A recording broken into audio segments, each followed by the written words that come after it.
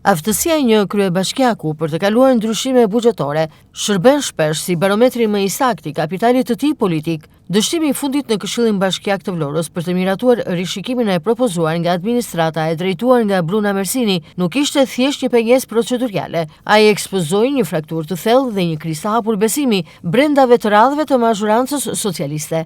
Në rishikimin e propozuar, administrata kërkoi të tërhiqte fondet e destinuara për rikonstruksionin e palesës së shkollës 4 Heronj, me synim financimin e një SRZ Shëtjer, përfshir blerjen e 4 automjeteve turistike elektrike të tipit bagi, me një kosto të përllogaritur rreth 40.000 euro. Subvencionimin e biletës së transportit publik urban, si dhe mbulimin e shpenzimeve operative për klube sportive. Në sytë e një pjesë të konsiderueshme të Këshillit, ky propozim sinjalizonte një mungesë shqetësuese të vizionit strategjik, sakrifikimin e infrastrukturës arsimore në favor të shpenzimeve për automjete turistike, si dhe kostot operative. Reagimi haptazi kundërshtues nuk erdhi vetëm nga opozita, por nga vetë këshilltarët e Partisë Socialiste të pranishëm në sallë, të cilët bën një bojkot të heshtur, por masiv. Ndërsa 9 këshilltarë socialist, Brikera Puga, Simbol Pazaj, Anisa Ceno, Gëzim Çapoj, Ledja Shollaj, Edison Kapaj, Bujar Osmanaj, Shkëlqim Leskaj dhe Orkida Hasana zgjodhen të mos paraqiteshin në sallë një mesazh i qartë politik i pakënaqësisë. Ndërkohë votimi dështoi. 2 këshilltarët socialist, Liliana Breshani dhe Sokol Kushta, abstenuan.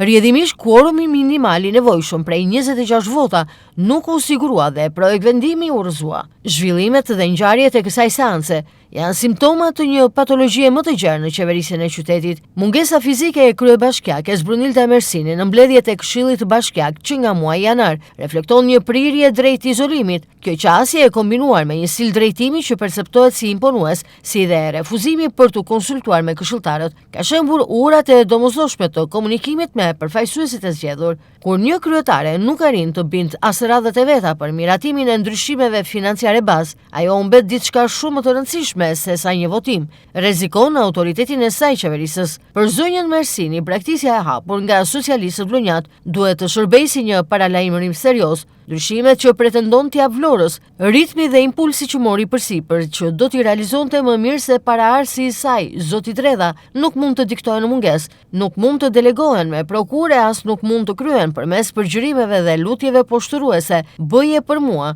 Ato të duan aty prezent në krye të detyrës.